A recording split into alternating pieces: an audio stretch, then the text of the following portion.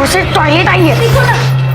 Wow, आज खाने में क्या बनाया है? दाल, रोटी और बैंगन की सब्जी।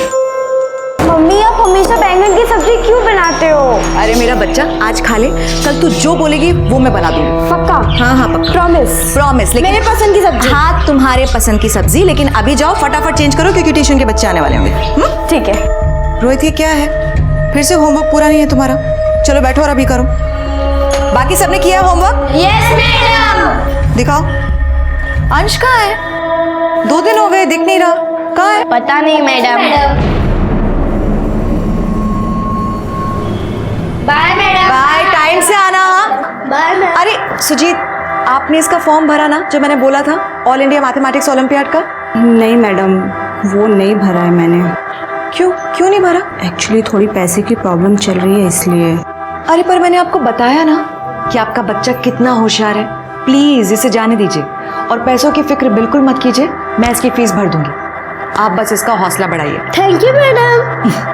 चलो जाओ और होमवर्क करना। हाँ, टाइम से आना कल। चलो bye ma'am. Bye. Bye.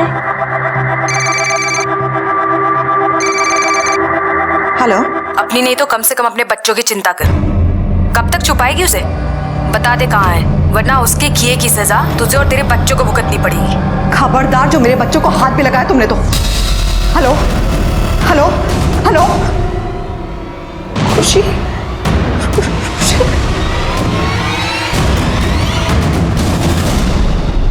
Mummy आप तो हमें कभी स्कूल से लेने नहीं आती, पर आज क्यों आई? आज के बाद स्कूल से लेने ही नहीं, छोड़ने ही मैं ही आऊंगी।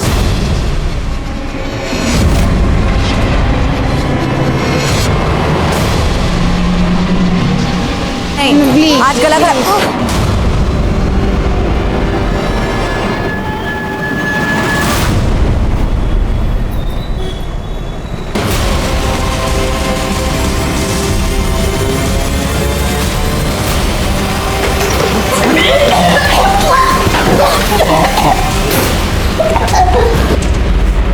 ये क्या हुआ इन बच्चों को? ऐसे उल्टियाँ क्यों कर रहे हैं? सर पता नहीं क्या हुआ है सर, अचानक से उल्टी करने लगे। किसके बच्चे हैं ये?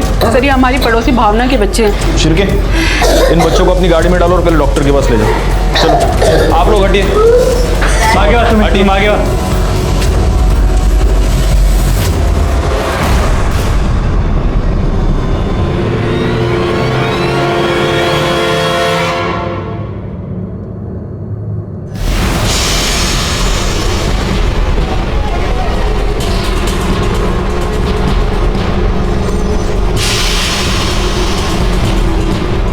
मैंने अपने करियर में इतने मर्डर्स देखे मोरे, लेकिन किसी को इतना ब्रूटली मारा हुआ पहली बार देखा है।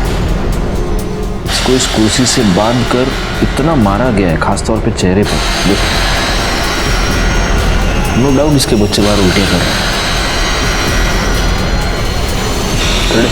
सर बॉडी को पोस्टमार्टम के लिए भेजता। Okay sir.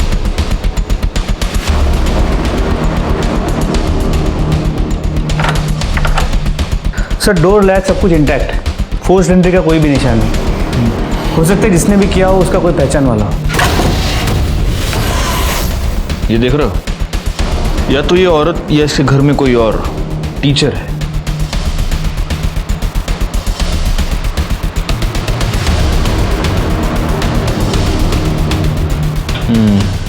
प्लेट देखकर लग रहा है कि विक्टिम ने पहले खाना खाया है और फिर उसका मर्डर हुआ है।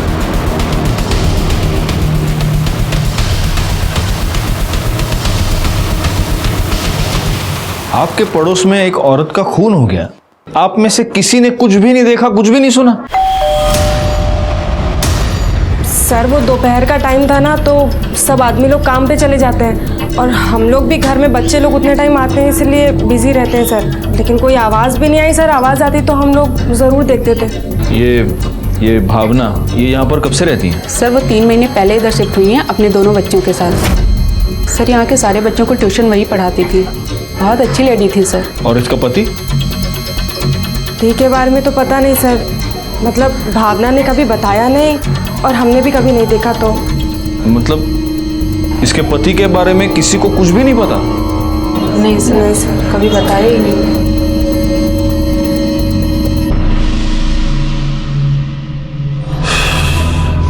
मोरे, जिस तरह से इस भावना को कुर्सी से बांधकर टॉर्चर करके मारा गया है, ऐसे लगता है कि किसी ने उस पर 3rd डिग्री का इस्तेमाल किया। कोई उससे कोई इंफॉर्मेशन निकलवाना चाहता था। एक काम करो, उसकी CDR डिटेल्स निकालो, शायद उसमें कुछ मिल जाए। जी सर। और सर मैंने बिल्डिंग में CCTV कैमरा के लिए पता किया। हाँ तो सर इस बिल्डिंग में CCTV कैमरा तो क्या, वॉचमैन भी नहीं है।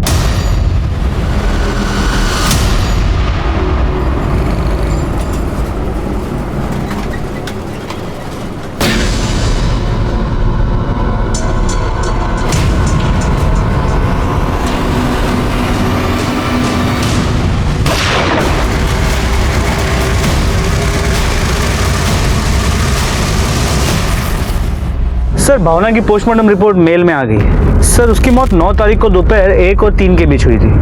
उसके चेहरे पे कई सारे इंजरी मार्क्स और गला दबाने की भी कोशिश की गई है, लेकिन मौत की वजह एक्सेसिव ब्लीडिंग है। और मरने के पहले ना उसके साथ कोई सेक्सुअल असल्ट हुआ है ना कोई रेप। घर में चोरी का अटेम्प्ट नहीं हुआ है, सेक्सुअल असॉल्ट नहीं है, रेप अटेम्प्ट नहीं है, तो फिर मर्डर का मोटिव क्या हो सकता है? रिवेंज या फिर कुछ और? उसके बच्चे कैसे? सर डॉक्टर ने कहा उन्हें फूड पॉइजनिंग हुई थी, तो उन्हें 24 घंटे ऑब्जर्वेशन में रखने वाले हैं, जिसके बाद उसे डिस्चार्ज किया जाएगा। Food poisoning? हाँ बोला। क्या? नवरंग सिनेमा के पास? सर नवरंग सिनेमा के पास शूट आउट हुआ है। क्या? चला गया तिकडे।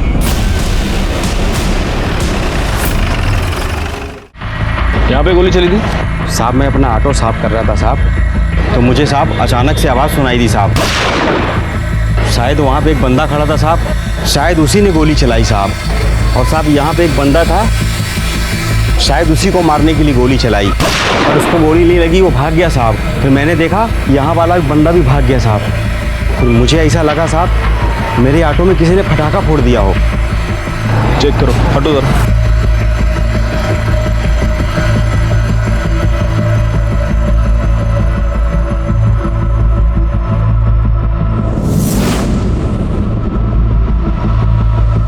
सर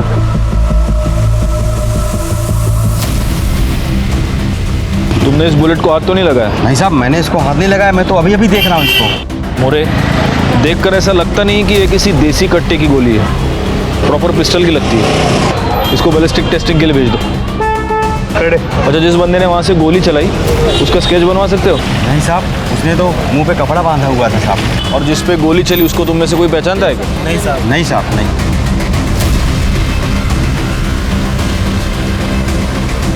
मोरे, उस CCTV कैमरे का सारा फुटेज चाहिए मुझे। सर ये बच्चा अंश भावना मर्डर केस के बारे में कुछ बताना चाहता है। बताओ क्या? अंकल मैं भावना मैम के पास पहले ट्यूशन पढ़ता था, तो फिर मैं 2 दिन ट्यूशन नहीं गया, तो तीसरे दिन मैम मुझे सड़क पे मिले।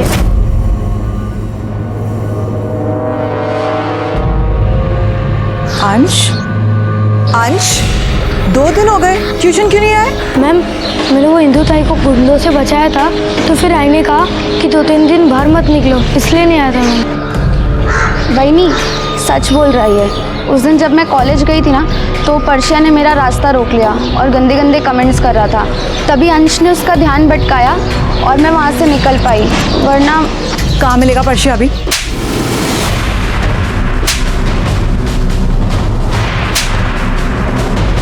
क्या हुआ? लड़की को छेड़ रहा था।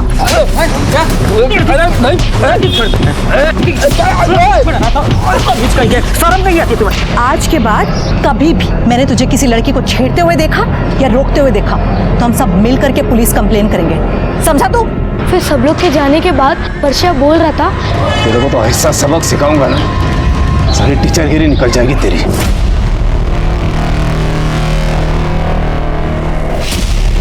अंश रहते कहाँ? लक्ष्मी चौल। करडे याला घरी घेऊन जा, ये अंकल तुमको घर ले जाएंगे। हाँ थैंक यू। चल बैठ। मोरे, इस पर्चा को उठा फौरन। सर ये भावना के फोन पे बार बार पापा नाम से कॉल आ रहा है। हेलो हेलो, आप कौन बोल रहे हैं? पहले आप बताइए आप कौन बोल रहे हैं? नंबर तो भावना नु है। हाँ ये नंबर भावना का है। आप उसके पापा हैं क्या?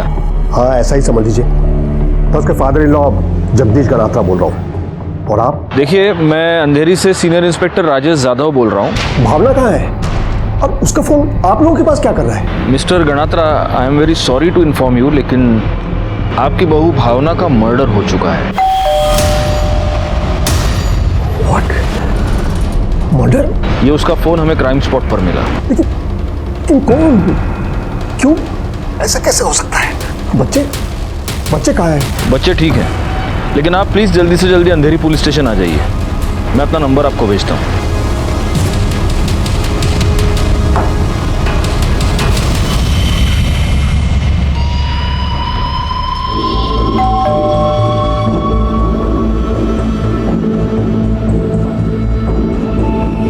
सुनो। हाँ साहब। ये पर्चा ये रहता है ना? हाँ साहब। कहाँ गया, कुछ पता है? नहीं साहब, मुझे कुछ नहीं पता। सुनो, ये ठेला यही लगाते हो? हाँ साहब। ये सामने जो पर्चा रहता है उसे पहचानते हो? हाँ साहब। कहाँ गया है, कुछ पता है? साहब उसको तो हम कब से देखे नहीं हैं, पता नहीं कहाँ गया वो। ठीक है, कर्टेन से नंबर गया, तुम भी इनका नंबर ले लो। अगर ये पर्चा घर पे आता है तो सबसे पहले हमें इन्फॉर्म करोगे। जी साहब।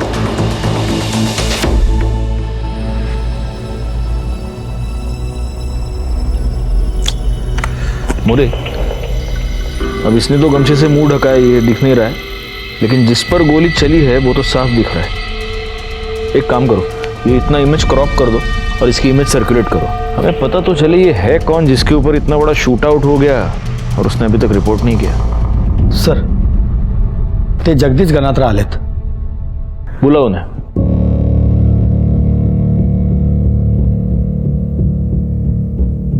सर, हमें भावना की बॉडी कब तक मिल सकेगी? आप बस फॉर्मेलिटीज कंप्लीट कर दीजिए, उसके बाद आप उसकी बॉडी ले जा सकते हैं। आपका आपके बेटे के साथ कोई कांटेक्ट हुआ? उसको बताया आपने उसकी बीवी का मर्डर हो चुका है? नहीं, मैं उसके टच में नहीं हूं। वैसे भी कल्पेश को भावना से क्या लेना देना? पति है वो उसका, आपको लेना देना है और उसको लेना देना नहीं। मेरा बेटा किसी काम का ही नहीं है, वो सिर्फ अपने बारे में ही सोचता है। जिंदगी में उसने दिया ही क्या है भावना को? सिर्फ दुख ना। इसलिए भावना ने जब अलग होने का निर्णय लिया तो उसने पति का सरनेम लगाना भी बंद कर दिया। उसने अपने मायके का सरनेम देड़िया लगाना शुरू कर दिया, ताकि कम से कम वो लोग तो उससे दूर रहे जिससे फ्रॉड करके कल्पेश आज घूम रहा है बाहर। किस तरह का फ्रॉड? रातों रात अमीर होने का फ्रॉड, लोगों को बेवकूफ बनाकर इन्वेस्टमेंट के नाम पे पैसे लेना और वापस न करना। आखिर ऐसा हुआ सर कि सुबह शाम घर के दरवाजे पर लेनदार खड़े रहते थे पैसे मांगने के लिए, और कल्पेश उन्हें पैसे लौटाने के बजाय रातों रात भावना और बच्चों को लेकर गायब हो गया। बाद में पता चला कि गोवा में है, तो वसूली वाले वहां भी पहुंच गए। अब ये वहां से भागकर मुंबई चला आया। अब जो पैसे देगा वो चुप तो नहीं बैठेगा ना सर, तो उन्होंने मुंबई का नंबर भी ढूंढ लिया, घर का पता भी। अब सुबह शाम फोन आने लगे, धमकियां मिलने लगी, जिससे बच्चों के ऊपर बहुत खराब असर पड़ा। तो भावना ने तय किया बच्चों को लेकर वो अलग रहेगी, कि कम से कम उन्हें तो अच्छी जिंदगी दे सके। उसने किससे पैसे लिए थे जानते हैं? अरे सर, कल्पेश सिर्फ एक को नहीं कईयों को लूटा है। उसमें से 2 औरतों का नाम तो मुझे आज भी याद है। एक वो राजश्री पंड्या और एक विप्रा सेठ। और ये विप्रा सेठ तो 2 गुंडों के साथ हमारे घर भी पहुंच गई थी। मैंने कहा ना कि वो यहाँ पे नहीं है, और मुझे नहीं पता वो कहाँ पर है। मुझे खबर मिली है कि वो घर पर ही है। तो आपको गलत खबर मिली है, क्योंकि वो घर पे है नहीं। तुम झूठ बोल रही हो। ये राजश्री पंड्या और विप्रा सेठ, ये दोनों वडोदरा की हैं? जी सर। वडोदरा पुलिस से कांटेक्ट करके हमें राजश्री पंड्या और विप्रा सेठ की डिटेल्स निकालनी होगी। सर, एक आदमी ने बाइक चोरी की कंप्लेंट लिखवाई थी हमारे पास। वहाँ का सीसीटीवी फुटेज मैंने चेक किया। वो सीसीटीवी फुटेज में history sheeter Munna Dubey bike चोरी करते नजर आ रहे हैं।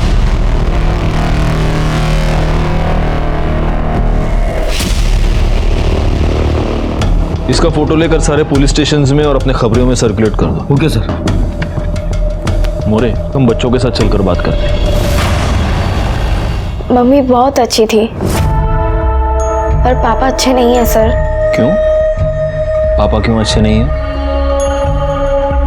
क्योंकि वो हमेशा मम्मी से झगड़ा करते थे। एक काम ढंग से नहीं करती है तू। लेकिन कब तक हम लोग ऐसे सब चुप। मेरे सामने ना जबान तो लड़ा नहीं मत, बोल रहा हूँ कि मेरे लिए नहीं, कम से कम बच्चों के लिए तो कर दो। बोलती बंद कर, तो जबान खींच लूंगा यही। छोड़ो मुझे। चुप। मुझे पापा से बहुत डर लगता है अंकल। एक बात बताओ, तुम लोग मम्मी के साथ शिफ्ट हो गए, तब उसके बाद तुम्हारे पापा तुमसे मिलने के लिए यहाँ पर आए थे? हाँ, 2-3 बार आए थे, पर वो आकर भी मम्मी से झगड़ा ही करते थे। अच्छा मुझे एक और बात बताओ, तुम्हारे पापा को पूछते हुए कभी कोई और यहाँ पर आया था? नहीं। एक मिनट, ये आदमी? नहीं अंकल। Are you sure? पर एक दिन जब मम्मी हमें स्कूल से लेकर आ रही थी, तब सड़क पर एक आंटी मिली थी। आजकल अगर राजश्री तुम यहाँ, तुझे क्या लगा तू और तेरा पति भाग के यहाँ आ जाओगे तो किसी को पता नहीं चलेगा? देखो मेरे और मेरे पति का कोई लेना देना नहीं है। तेरा उसके साथ क्या, उसका भी तेरे साथ कोई लेना देना नहीं है। भूल गई? तेरे होते हुए भी वो मेरे पास आया था, प्यार का नाटक करके 20 लाख का चूना लगा के गया। और इस लिस्ट में मैं अकेली लड़की नहीं हूँ, और बहुत सारी लड़कियां हैं, बाकियों का तो मुझे पता नहीं, लेकिन मैं उससे बदला लिए बिना उसे नहीं छोड़ने वाली हूँ। और बदला लेने के लिए मैं किसी भी हद तक जा सकती हूँ, समझी? तो जाओ किसी भी हद तक और ढूंढो उसे। अगर कुत्ते को ढूंढना है ना तो उसके पिल्लों को दबोचना पड़ेगा। खबरदार, अगर मेरे बच्चों की तरफ देखा भी तो आंखें निकाल लूंगी मैं। चलो। ठीक है, अभी हम लोग चलते हैं, तुम अपने दादाजी के साथ अच्छे से रहना।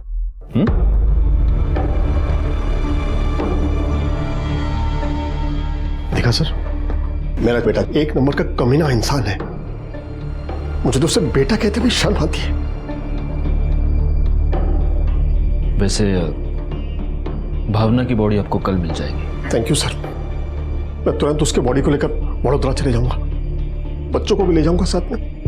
अपनी बहू के अंतिम संस्कार वही करूंगा सर। बेटा नालायक था तो क्या हुआ, बहू तो लायक थी ना मेरी।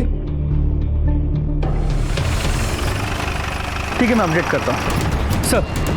सर, वडोदरा पुलिस ने बताया कि विप्रा सेठ ने कल्पेश गनात्रा के खिलाफ वहां के पुलिस स्टेशन में रेप और फ्रॉड की कंप्लेंट फाइल की। वडोदरा पुलिस से फौरन कांटेक्ट करो और विप्रा सेठ को यहाँ बुलाओ पुलिस स्टेशन। सर, अंधेरी के शास्त्री नगर में एक आदमी के ऊपर गोली चलाई गई है, उसे सिटी हॉस्पिटल लेके गए। जिसे गोली लगी है उसकी उम्र कुछ 35 के आसपास की होगी। गोली उसके लेफ्ट शोल्डर में लगी है, इसीलिए वो बच गया। हमने गोली निकाल ली है, लेकिन जख्म भरने में थोड़ा वक्त लगेगा। उसका नाम पता चला आपको? कल्पेश गणात्रा। क्या? कल्पेश गणात्रा। सर, आज से कुछ दिन पहले भी मुझ पर गोली चलाई गई थी सर, लेकिन तब मुझे गोली लगी नहीं थी सर। तुमने उसकी पुलिस कंप्लेंट क्यों नहीं की? मैं डर गया था सर, मुझ पर गोली चली उसके बाद मैंने अपने आप को घर में ही कैद कर लिया था सर। मैं घर से बाहर निकला ही नहीं सर, और आज जब मैं घर से बाहर निकला तो फिर से किसी ने गोली चला दी। तुम भावना डेढ़िया के पति हो ना? हाँ, लेकिन आपको कैसे पता? हमें इसलिए पता है क्योंकि हम भावना डेढ़िया के मर्डर की इन्वेस्टिगेशन कर रहे हैं। 9 तारीख को किसी ने भावना के घर में घुसकर उसे बेरहमी से टॉर्चर करके मार दिया। भावना? ये कैसे हो सकता है सर? तुमको ये बात अभी पता चली? सर मैंने आपसे कहा सर, मुझ पर गोली चली, उसके बाद मैं घर से बाहर ही नहीं निकला सर। लेकिन सर उसके साथ मेरे वो 2 बच्चे भी थे सर, वो कहाँ है सर? तुम्हारे पिता उन्हें अपने साथ बड़ोदरा ले गए। They are fine now. Anyway, ये बताओ कि ये सब कैसे हुआ? सर, घर पे खाने के लिए कुछ नहीं था ना सर। मैं 2 दिन से भूखा था सर, तो मैं खाना लेने के लिए बिल्डिंग से बाहर निकला।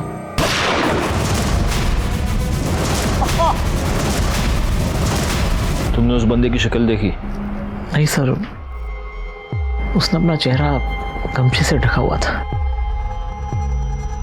और पहली बार जब तुम पर अटैक हुआ था तब उसकी शक्ल देखी थी?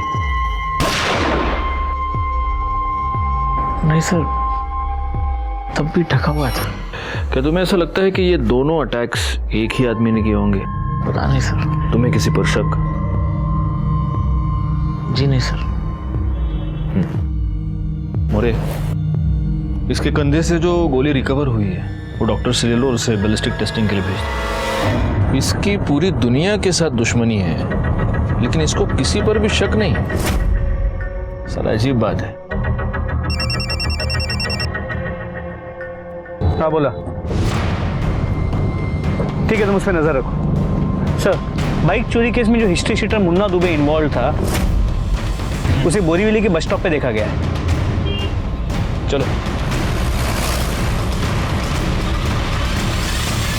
कुड़े वो लाल गमछा मोरे करड़े।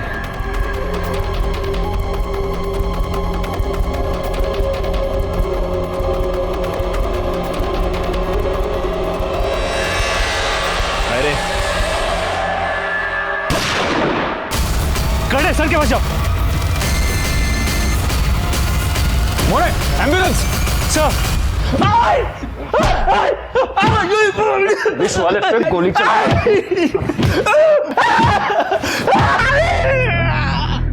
एक बहुत लंबे के लिए अंदर भेजूंगा तेरे को मैं। अब अगर बचना है तो सिर्फ एक तरीका है। बोल, किसका सुपारी लेके आए थे इधर? बोल बोल। नहीं बोलेगा? करड़े और बकता का है, मिर्ची गाला। मोरे एक काम करो, इसका फोन चेक करो। आओ करड़े, तुम्ही थांबू नका, गाला मिर्ची। हाँ। करड़े सर, कल्पेश। पानी पानी। कल्पेश गणात्रा की सुपारी दी थी तुम्हें? हाँ? किसने तेरे को सुपारी? बोल। गाला। बता दो सब, बता दो। वो राशि पांड्या ने सुपारी दी थी, पर सब मैंने नहीं मारा। सब जब उसके घर गया तो उसे मारने के लिए तो वो घर पे था ही नहीं साहब। मैं नीचे आ गया और उसका इंतजार करने लगा कि जैसे वो आएगा वो उसे टपका दूंगा। लेकिन जैसे मैंने पुलिस की गाड़ी देखी, मैं डर के मारे वहाँ से बाइक उठा के भाग गया साहब। बाद में मुझे पता चला कि उसको किसी ने गोली मार दी। तो मैं सोचा कि काम तो हो ही गया, मुझे यहाँ से निकल जाना चाहिए, बेकार में मैं फंस जाऊंगा साहब। साहब थोड़ा पानी दिला दो। पानी ना? पुलिस वाले को गोली मारी है तुमने। करड़े गाला मिर्ची। साहब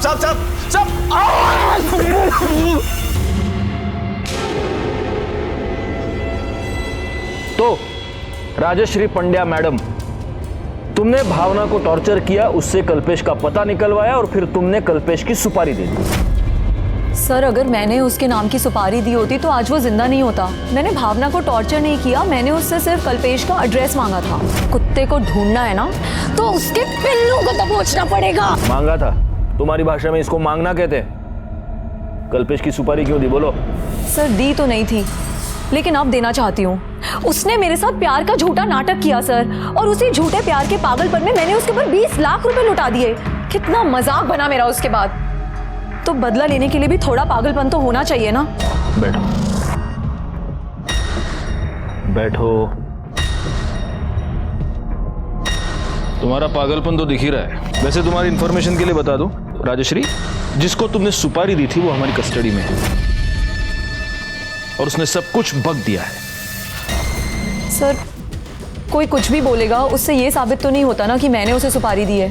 नहीं, बिल्कुल नहीं होगा, लेकिन तुम्हारे कॉल रिकॉर्ड से ये साबित हो रहा है कि मुंबई के एक हिस्ट्री शीटर से तुम कांटेक्ट में थी। हाँ, लेकिन कांटेक्ट करने का मतलब ये तो नहीं है ना सर कि मैंने उसे सुपारी दी है। ये भी हम साबित करेंगे। पाटिल मैडम, बिठा के रखो इन्हें। चलो उठा। कल्पेश गणात्रा पर जो पहला अटैक हुआ वो स्मिथ एंड वेसन पिस्टल से हुआ था। अगर बैलिस्टिक रिपोर्ट के मुताबिक इस बार भी यही पिस्टल यूज किया गया है तो हो सकता है कि ये दोनों अटैक्स एक ही आदमी ने किए हो। सर, वडोदरा पुलिस विप्रा शेठ को लेके आई है कल्पेश ने मुझे सिर्फ फाइनेंशियली ही नहीं, इमोशनली भी चीट किया है। जब मुझे पता चला कि उसने मेरे साथ प्यार का नाटक मेरे पैसों के लिए किया है, तो मैंने उस पर फ्रॉड और रेप के चार्जेस लगाकर उसकी कंप्लेंट करा दी, लेकिन वो बचकर भाग गया। मुझे खबर मिली है कि वो घर पर ही है। तो आपको गलत खबर मिली है। तुम झूठ बोल रही हो। वो देखो पीछे वाले कमरे से भाग रहा है। कहाँ जा रहा है? कहाँ भाग रहा है तू?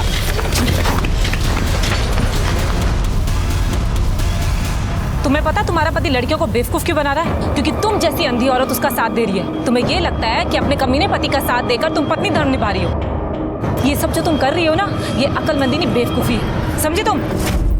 और तुम्हें जब ये पता चला कि वो मुंबई आ गया है, तब तुमने उसके नाम की सुपारी दे दी। जब पहली बार वो बच गया, तुमने दोबारा हमला करवाया, है ना? मैंने ऐसा कुछ भी नहीं किया है, लेकिन बहुत अच्छा होता अगर मैं ऐसा कर देती, मुझे बहुत खुशी होती। लेकिन वो बचकर भाग गया और उसकी जगह वो बेवकूफ भावना मारी गई। अगर मैं उसके लिए सुपारी दे देती ना, तो कल्पेश आज मरा होता और भावना जिंदा होती। सर, वडोदरा की ये दोनों औरतें तो बहुत ही गुस्से वाली है। मोरे, अगर वाकई इस कल्पेश गणात्रा ने प्यार के नाम पे इनके साथ फ्रॉड किया है, तो उनका गुस्सा होना तो लाजमी है। एक काम करो, इस राजेश्री के साथ साथ विप्रा के भी सीडीआर डिटेल्स निकालो। सर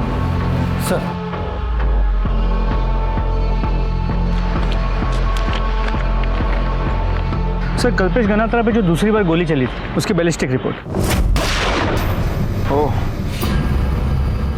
इस बार गाउठी कट्टा यूज हुआ है, यानी दोनों बार दो अलग अलग वेपन से फायर हुआ है।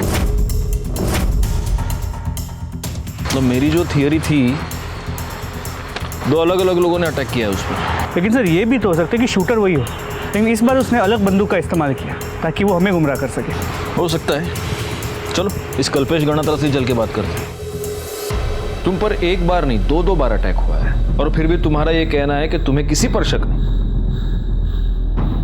सर, मेरी किसी के साथ कोई दुश्मनी नहीं है सर। नहीं, तुम्हारी किसी एक के साथ दुश्मनी नहीं है, तुम्हारी बहुत लोगों के साथ दुश्मनी है। हमें तुम्हारी कलरफुल हिस्ट्री के बारे में पता चल चुका है। कल्पेश गणात्रा, राजश्री पंड्या, विप्रा सेठ और भी बहुत सारे नाम हैं।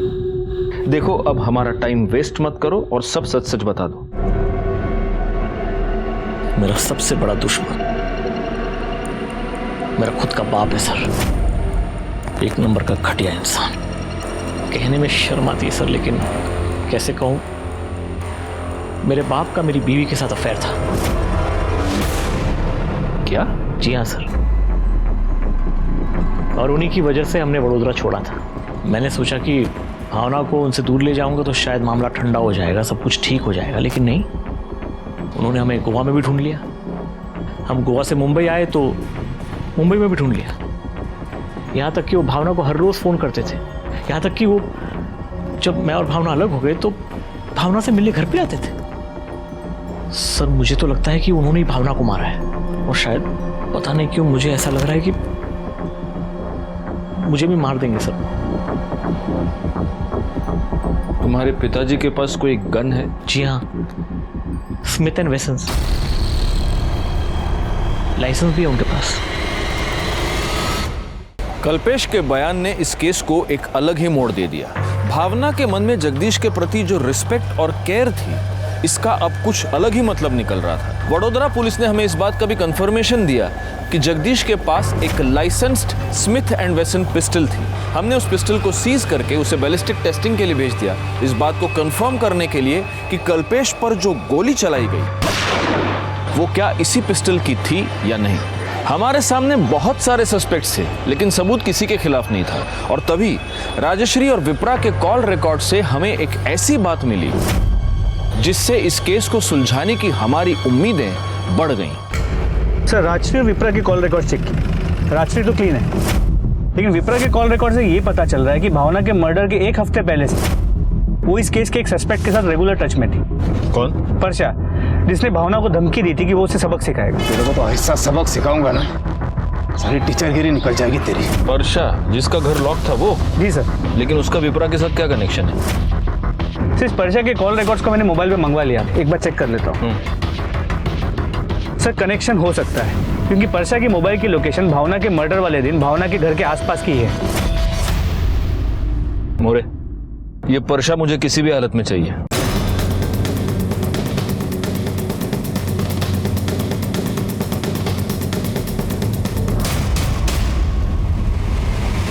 कहाँ भाग रहा है? नहीं सर, कहाँ भाग रहा है? सर मेरे कुछ नहीं किया सर।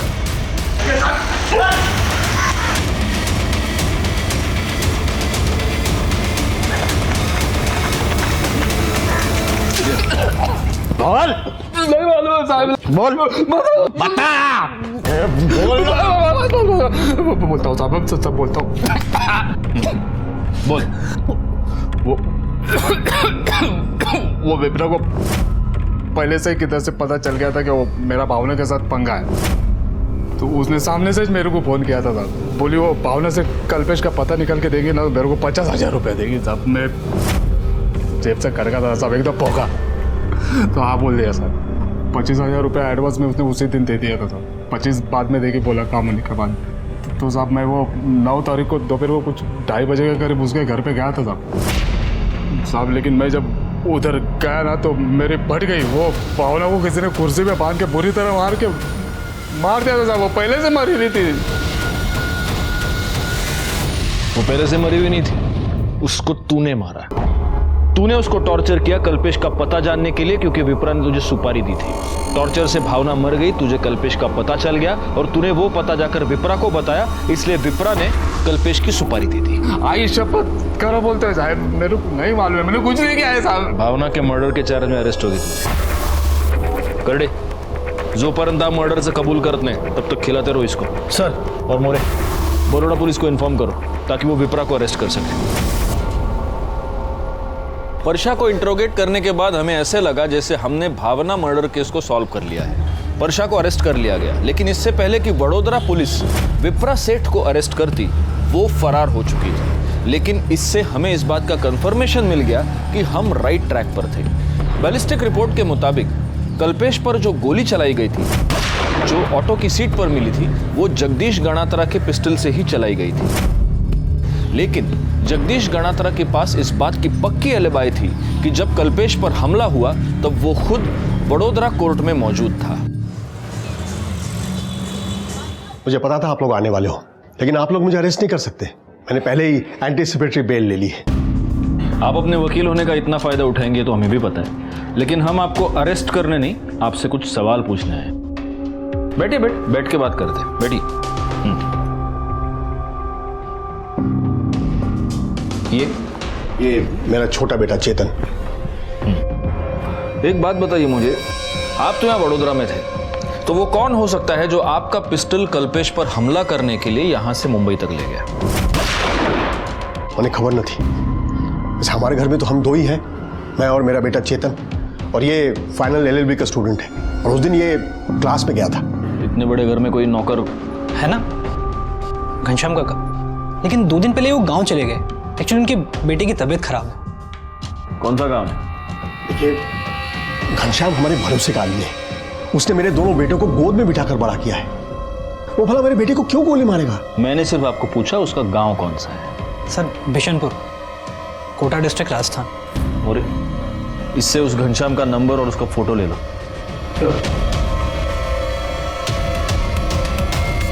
अगर आपके सवाल खत्म हो गए तो क्या मैं जा सकता हूं? अर्जेंट मीटिंग है। नहीं, एक फाइनल सवाल, आपका और आपकी बहू भावना का कब से अफेयर चल रहा था? व्हाट? आंसू बकवास है। आप ऐसा सोच भी कैसे सकते हैं? भावना मेरी बेटी जैसी थी। ये मैं नहीं कह रहा हूं, ये आपका बेटा कल्पेश कह रहा है कि आपका उसकी बीवी के साथ, यानी आपकी बहू के साथ अफेयर चल रहा था। मेरे बाप का मेरी बीवी के साथ अफेयर था। ये कल्पेश भी था, वो अपने बाप और बीवी के बारे में इतनी गंदी बात सोचता है, ये मुझे पता ही नहीं था। आप अक्सर उसके घर आते जाते थे, दिन में 3-3 बार उसको फोन करते थे। इसका क्या मतलब था? क्या मतलब है? मतलब वो मेरी बहू थी, मेरे पोता पोती उसके पास थे, तो वो कैसे हैं जानने के लिए मैं उन्हें फोन करता था। सर, घनश्याम के कॉल रिकॉर्ड्स और मोबाइल लोकेशन के मुताबिक वो राजस्थान के बिशनपुरा गांव में है। 9 सितंबर को सुबह 10 बजे उसका फ़ोन बड़ौदा में स्विच ऑफ है और 11 सितंबर को बिशनपुरा गांव में ऑन हुआ है। सर, वडोदरा से मुंबई जाने में कितना टाइम लगता है?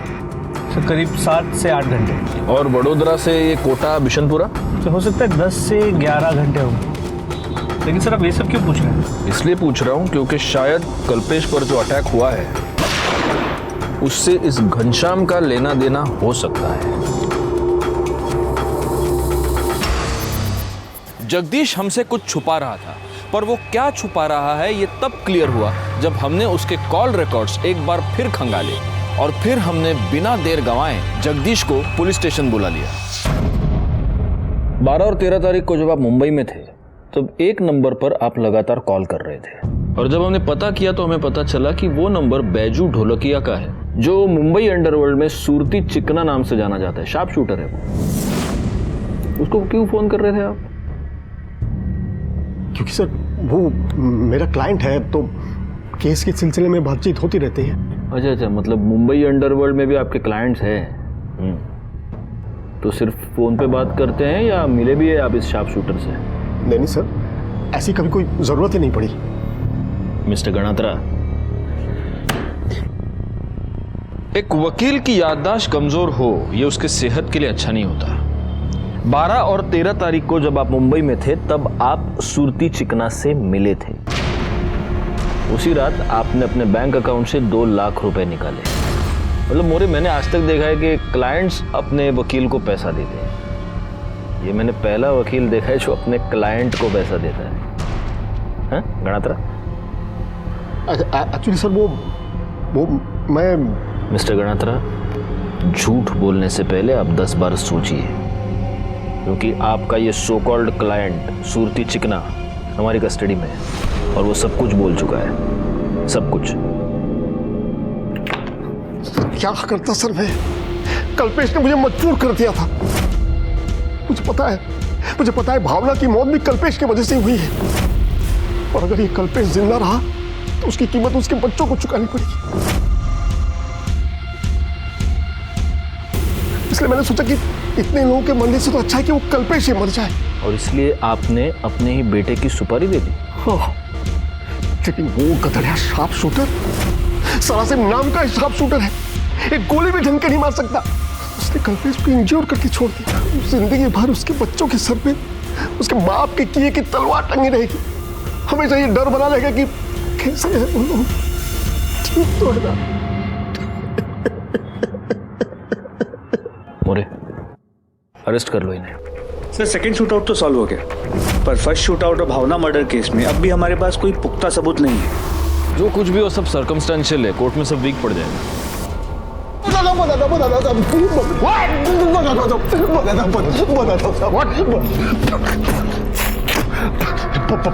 पानी दो थोड़ा, पानी दो। पहले बता फिर पानी। अब आप बताओ साहब, किसी की मुसीबत में मदद करना क्या गुनाह है?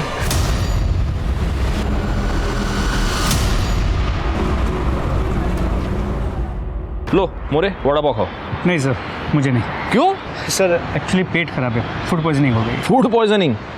लगता है तुमको ढोकला फाफड़ा सूट नहीं हुआ। हाँ नहीं सर, ऐसी बात नहीं है, मतलब पता नहीं क्यों।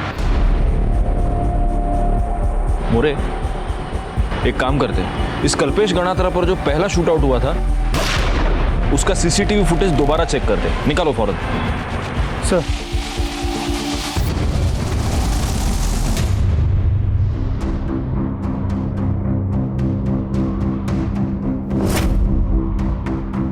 क्लिनिक का नाम देख रहे हो मोरे? Doctor Deshmukh clinic. एक काम करो, भावना की पीएम रिपोर्ट और खुशी और रुशील के डिस्चार्ज पेपर्स लेकर आओ। सर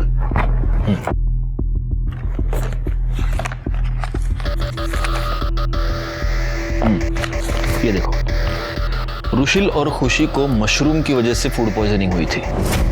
हो सकता है भावना ने उनको उस दिन टिफिन में मशरूम की सब्जी दी हो, क्योंकि अगर तुम्हें याद है तो मर्डर वाले दिन भावना के घर में मशरूम की सब्जी बनी थी। मैंने किचन में चेक किया था।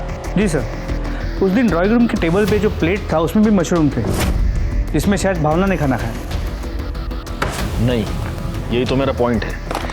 भावना की पीएम रिपोर्ट देखो। भावना की पीएम रिपोर्ट ये कह रही है कि मौत के वक्त भावना का पेट खाली था। उस दिन भावना ने कुछ खाया ही नहीं था। वो प्लेट किसकी थी? अब ये हमें डॉक्टर देशमुख ही बता सकते हैं। हाँ, लंच में उन्होंने मशरूम खा लिया था, जिससे उन्हें एनर्जी है। Thank you so much doctor.